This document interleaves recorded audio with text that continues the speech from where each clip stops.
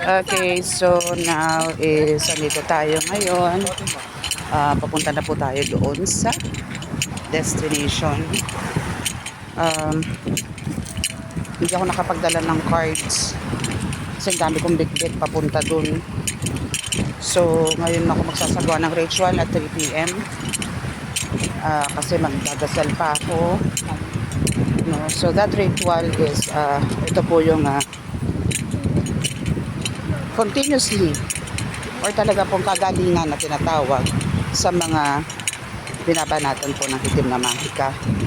No, so dito po is meron pong at meron po tayong bibigyan lunas sa itim na sa atake ng itim na mahika and sa baklas ng tuluyan ang gayuma. No, mostly ang mga atake po nito or mostly nadala ko ngayon na ritualan po dito is mga ang gumagawa po no hindi po Pinoy, take note, hindi po Pinoy, more on mga Indiano at Indiana. So automatic no na talagang hindi po galing dito itong mga nagpa-ritual po na taga-ibang bansa po. So twice a year ko naman po ito ginagawa. And ito again at the same time dito ko na rin po sila itong family ko na nandito. Mas dito ko na rin po sila pagpapagpagin, cleansing, same time healing para po handa ulit sa bakbakan for another ilang months, no?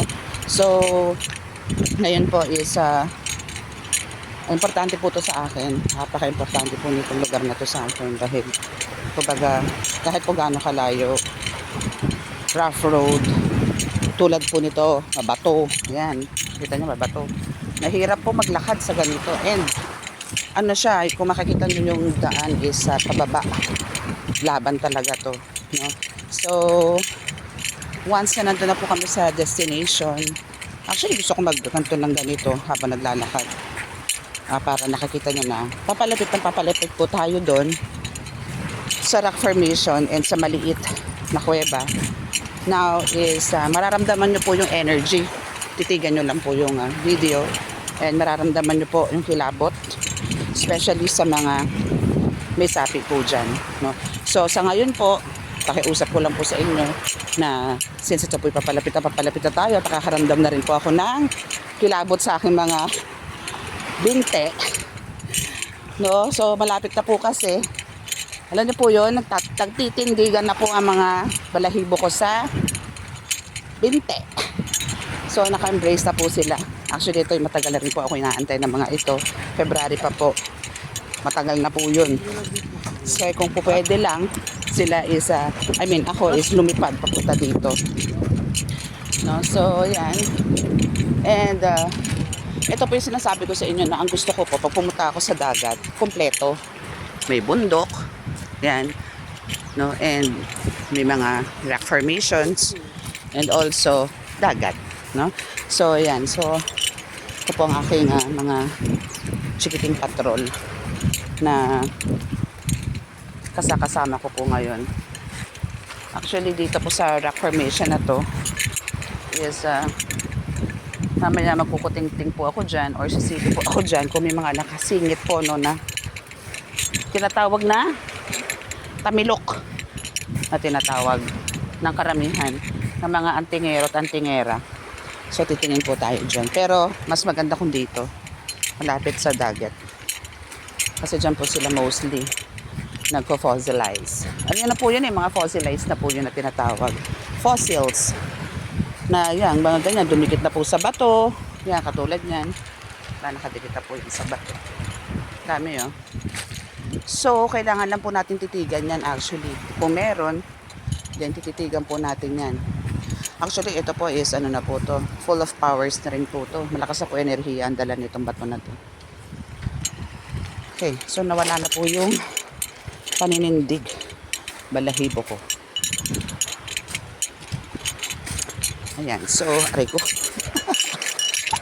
Talagang madulas siya. Kasi nga po, elevated po yung ano niya. So mamaya po, pag malilim na, So dito na kami magsusuyod ng mga mutya. Bakit po napili ko tong lugar na to? I mean, bakit ko po nasabi na dito? Kasi marami rin po nagsasabi na hindi lahat, no, pwede mo i-consider na mutya. Hindi porke sabi is may hugis ng muka, mga ganyan, is mutya na. Totoo naman po sa isang banda, may katotohanan naman po yun. Pero pagka ito pong gamit na to, or ito nga yan, no, ganda oh. Yung kung ito pong gamit na to, ito pong hinihingal na ako.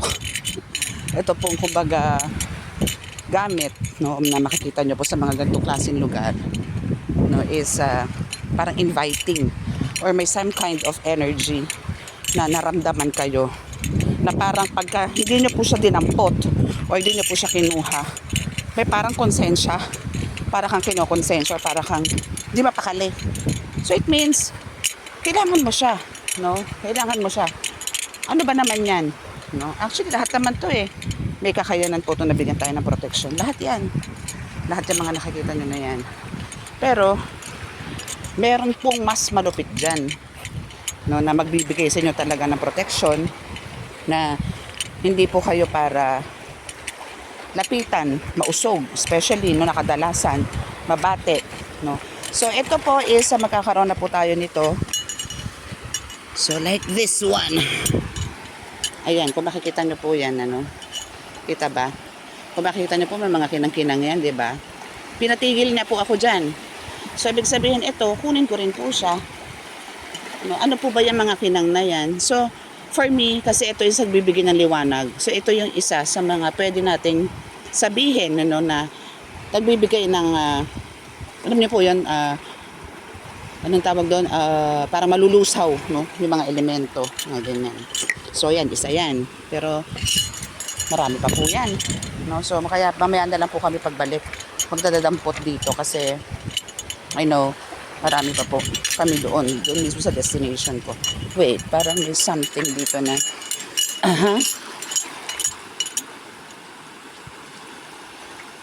Wale.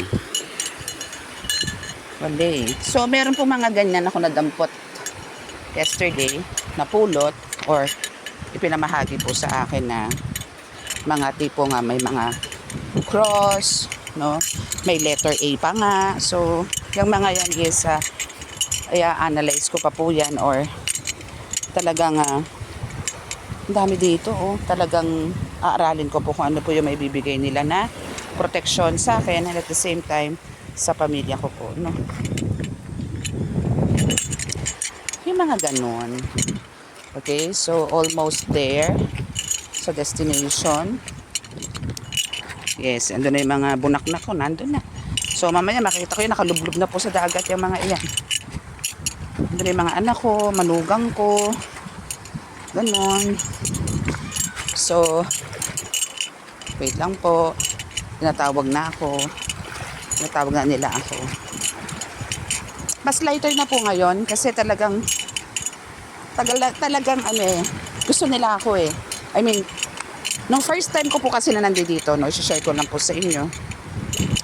Nung first time po na ako ay narito, punta, grabe po ang paninikip ng dibdib ko. As in, ang pawis ko po noon is talagang tagaktak. I don't know kung ano yung nangyayari nung time na yon. But I know for sure na meron pong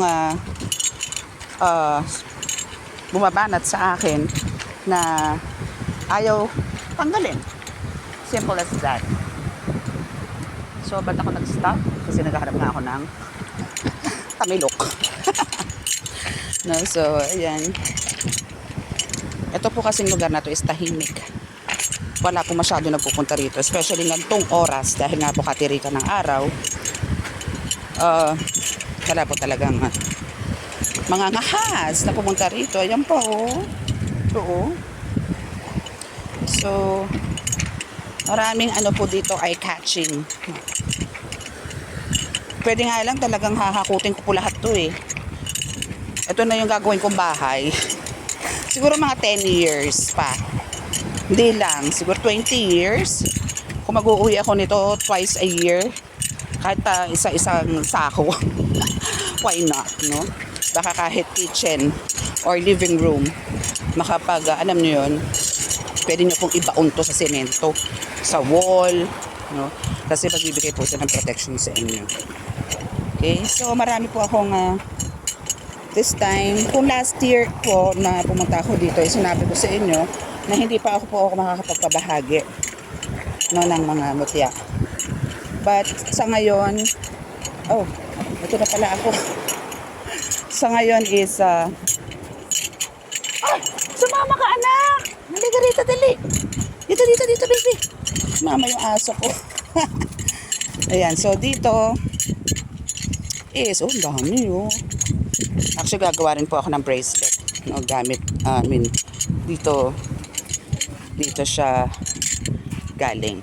So, papakita ko po sa inyo yun. Pero yung bracelet na yun is, hindi ko po hihipuin, hindi ko po remedyohan. Kaya, medyo masinsin po ang gagawin natin. So, here we are. Dito na po tayo, no, sa rock formation. Ayan. No, and, dito po yung magandang parte. Dito po ako magsasagawa ng ritual. For a while. Ow! Yeah! Yes, here! Dito tayo. Ayan. So, ayan.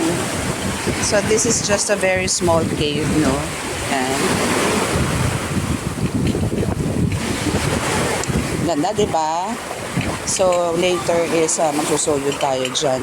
Kasi, hihingi pa po tayo ng basbas or uy! Basa yung gamit ko. Hihingi pa po ako ng basbas. Okay? Parang galit ang gamot. Why are you galit? And also here, pwede din, actually. No, dito, pwede ako magsagawa. Yan, dito. Mismo. Kung ako po'y pahihintulutan. Kung hindi po magandang enerhiya, lalabas po ako dito. Pero, I know for sure na nantay din naman po nila ako. So, maraming salamat po. And sa mga nagpa-ritual is, syempre po, hindi ko po to para i-public. No? So, update ko na lang po ang lahat. Okay, maraming salamat po. And God bless you all. Bye!